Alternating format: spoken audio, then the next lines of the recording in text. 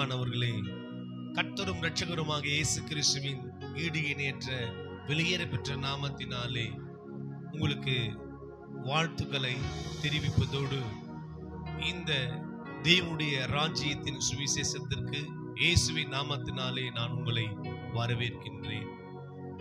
இன்றைக்கு நாம் தியானிக்க போகிறதான தேவ செய்தியினுடைய தலைப்பு சுத்தமாகு என்கின்ற தலைப்பின் கீழ் கர்த்தருடைய வார்த்தைகளை நாம் பார்க்க போகிறோம்.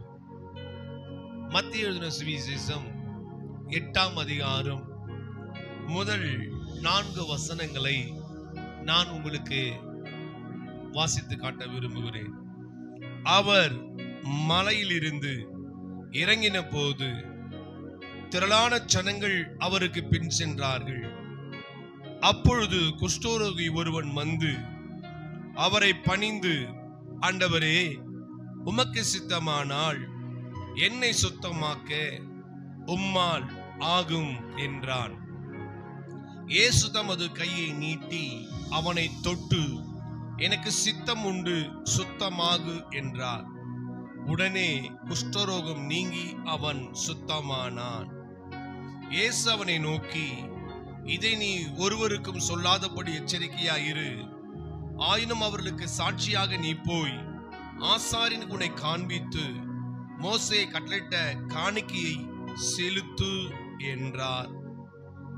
அன்பானவர்களே, 3வது வசனத்துல இயேசு கிறிஸ்து குஷ்டரோகம் உள்ள ஒரு மனிதனை பார்த்து சொன்ன வார்த்தை சுத்தமாகு. பிரியமானவர்களே, மத்தேயு 5ஆம் அதிகாரம், 6ஆம் அதிகாரம், 7ஆம் அதிகாரம், இந்த 3 அதிகாரங்களும் இயேசு கிறிஸ்துவினுடைய மலை பிரசங்கம் என்று அழைக்கப்படுகிறது. 8ஆம் அதிகாரத்தை நாம் பார்க்கும் வேளையில் இயேசு கிறிஸ்து மலை பிரசங்கத்தை முடித்து மலையிலிருந்து கீழே இறங்கி வருகிறார். அதேதான் 1வது வசனம் இப்படி சொல்லுகிறது, அவர் மலையில் இருந்து இறங்கின போது திரளான ஜனங்கள் அவருக்கு பின் சென்றார்கள் என்பதாக வேதத்திலே நாம் பார்க்கிறோம். அந்த தருணத்திலே குஷ்டரோகம் உள்ள ஒரு மனிதன் இயேசுவுக்கு எதிர்ப்பட்டவனாக 2வது வசனத்தை வாசிக்கின்றேன். அப்போது குஷ்டரோகி ஒருவன் வந்து அவரை பணிந்து, ஆண்டவரே, உமக்கே சித்தமானால் என்னை சுத்தமாக்க உம்மால் ஆகும் என்றான். இயேசுவுக்கு எதிர்கொண்டு வந்த குஷ்டரோகம் உள்ள ஒரு மனிதன் இயேசுவை பணிந்து கொள்கிறான். முதலாவதாக அவன் செய்கின்ற காரியமாக இது இருக்கிறது. 2வது, அவன் இயேசுவை ஆண்டவரே என்று சொல்லுகிறான். 3வதாக, உமக்கு சித்தமானால் என்னை சுத்தமாக்க உம்மாலே ஆகும், உம்மாலே முடியும் என்று இந்த குஷ்டரோகி சொல்லுகிறதை நாம் பார்க்கிறோம்.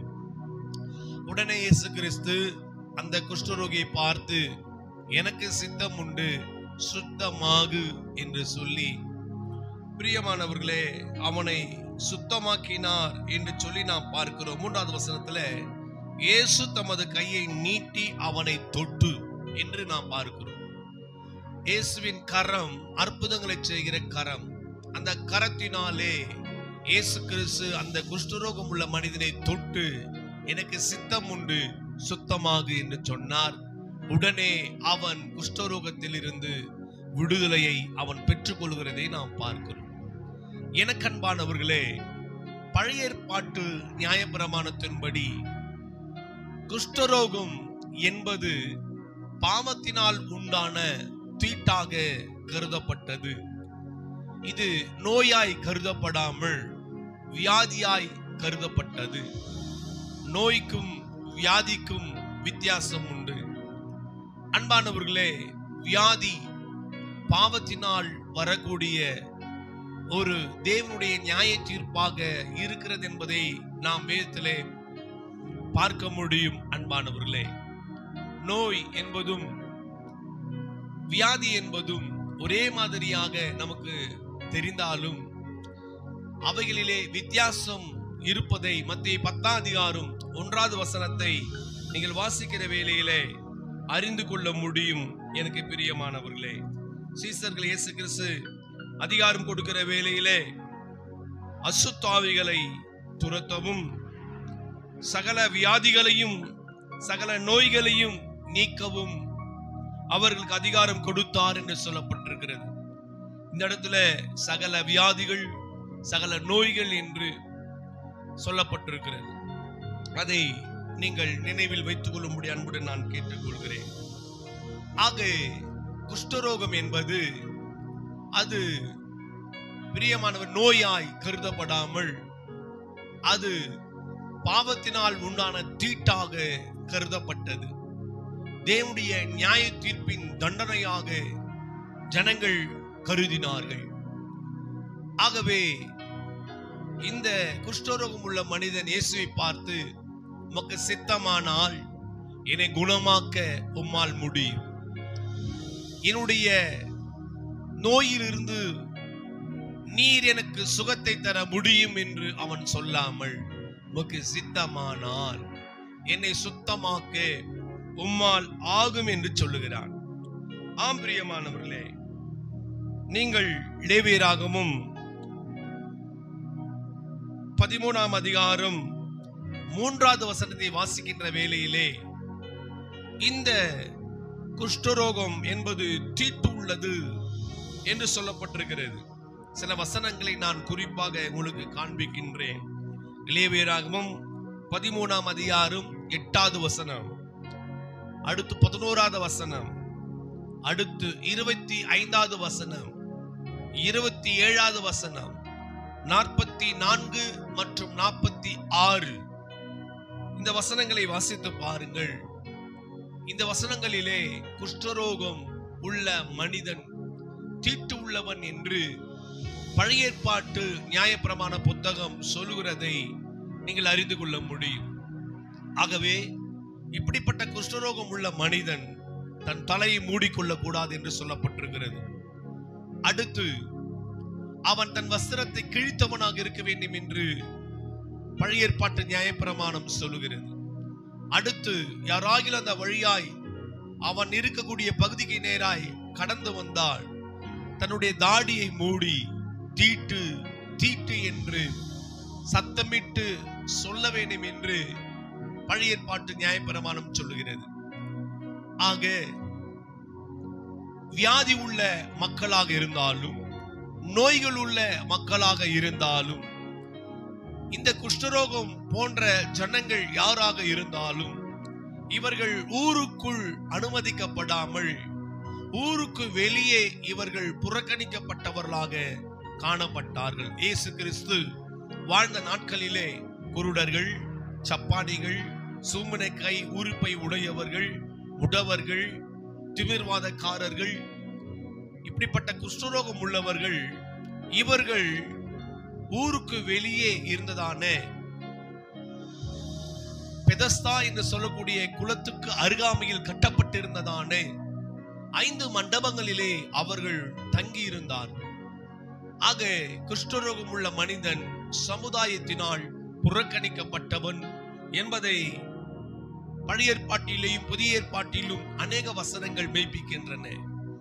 ஆகவே தான் குஷ்டரோகம் உடைய ஒரு மனிதன் இயேசுவை பார்த்து, உமக்கு சித்தமானால் என்னை சுத்தமாக்க உம்மால் ஆகும் என்று மலையிலிருந்து இயேசு கிறிஸ்து கீழே இறங்கி வரும் பொழுது ஊருக்கு வெளியிலே வாழ்ந்து கொண்டிருந்த இந்த மனிதன் இயேசுவை சந்தித்து தன்னுடைய வேதனைகளை இயேசுவிடத்திலே அவன் சொல்லுகிறான். ஆண்டவரே என்று சொல்லுகிறான். இயேசுவை அவன் பணிந்து கொள்ளுகிறான். இயேசுவும் அவனை தொடுகிறார். குஷ்டரோகம் உள்ள எந்த மனிதனையும் யாரும் தொடமாட்டார்கள்.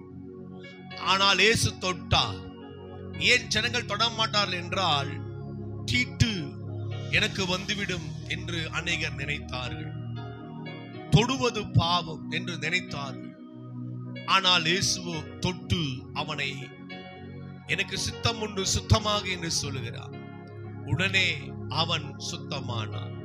ஆம் பிரியமானவர்களே, இன்றைக்கு பாவம், அக்கிரமம் இவைகளினாலே நாம் தீட்டு உள்ளவர்களாக, அசுத்தம் உள்ளவர்களாக, தேவனை விட்டு பிரிந்து காணியாட்சிக்கு புறம்பே, பாளையத்துக்கு புறம்பே நாம் வாழ்ந்து கொண்டிருந்தோம். நம்மையும் இயேசு கிறிஸ்து நேசித்து நமக்காகவும் கொல்கதாவிலே சிலுவையிலே ரத்தம் சிந்தினார். ஆகவே இயேசு கிறிஸ்துவின் ரத்தம் நம்முடைய சகல பாவத்தையும் கழுவி நம்மை சுத்திகரிக்க கூடியதாக இருக்கிறது.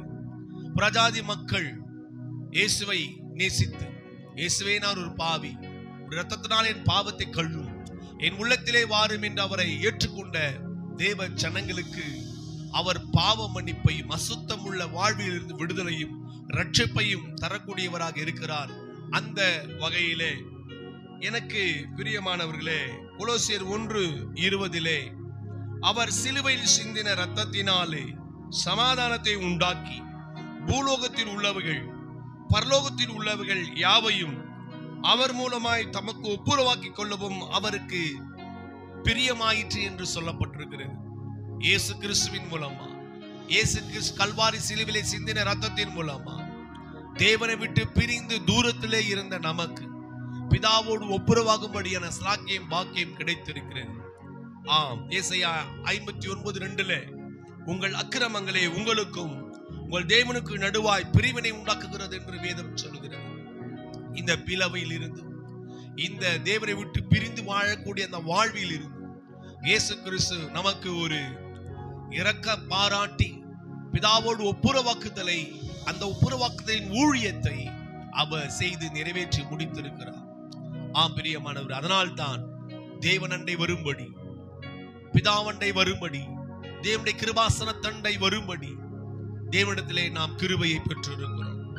கர்த்தருக்கு ஸ்தோத்திரம். கொலோசியர் 1:21 வாசிக்கிற வேளையிலே, முன்னே அந்நியராயும் துர்க்கிரிகளினால் மனதிலே சத்துருக்களாயும் இருந்த உங்களையும் பரிசுத்தராகவும் குற்றமற்றவர்களாகவும் கண்டிக்கப்படாதவர்களாகவும் தமக்கு முன் நிறுத்தும்படியாக அவருடைய மாம்ச சரீரத்தில் அடைந்த மரணத்தினால் இப்பொழுது ஒப்புரவாக்கினார் என்று வேதம் சொல்கிறது. ஆகவே நாம் தீட்டானவர்கள் அல்ல, நாம் அசுத்தமானவர்கள் அல்ல.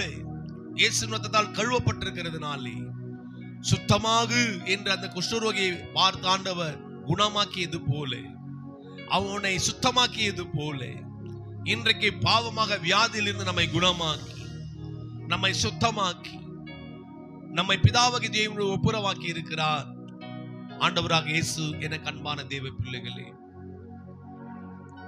யூதர்கள் பிரஜாதி மக்களை அசுத்தர்கள் என்றும் தீட்டானவர்கள் என்றும் அவர்கள் கருதினார்கள்.